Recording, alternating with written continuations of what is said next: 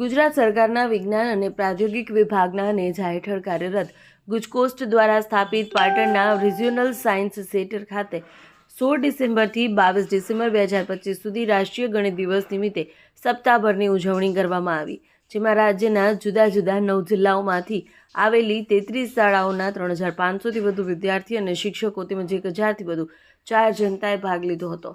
કાર્યક્રમમાં દરરોજ ગણિત અને તેને લગતી ઘણી બધી વસ્તુઓ સાથે નિષ્ણાંત ચર્ચાનું આયોજન કરેલ હતું, જે વિદ્યાર્થીઓના જ્ઞાનમાં નોંધપાત્ર વધારો કર્યો તેમજ ભારતના માનનીય વડાપ્રધાન નરેન્દ્ર મોદીની એક પહેલ વિકસિત ભારત પર ટૂંકી ફિલ્મ, રામાનુજના જીવન પર ડોક્યુમેન્ટરી શો, ગણિતના કોયડા તેમજ પ્રવૃત્તિઓ, ગાણિતિક આકારો પર ચિત્ર સ્પર્ધા, ક્વિઝ સ્પર્ધા, ઓરિગામી વર્કશોપ, મેથ્સ મેજિક આધારિત પ્રવૃત્તિ, ગણિત અને વિજ્ઞાન વચ્ચેના સંબંધો પર નિષ્ણાંત ચર્ચા વગેરે કાર્યક્રમોનું આયોજન કરવામાં આવ્યું હતું।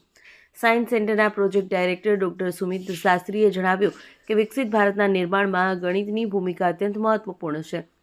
ગણિતનો મુખ્ય ઉદ્દેશ્ય માત્ર ગણતરી સુધી સીમિત ન રહી, પરંતુ માત્રાત્મક સાક્ષરતા વિકસાવી, સમસ્યાઓનું તર્કસંગત રીતે નિરાકરણ કરવાની કુશળતા વિકસાવી અને વિવેચનાત્મક વિચારસરણીને પ્રોત્સાહન આપવાનો છે।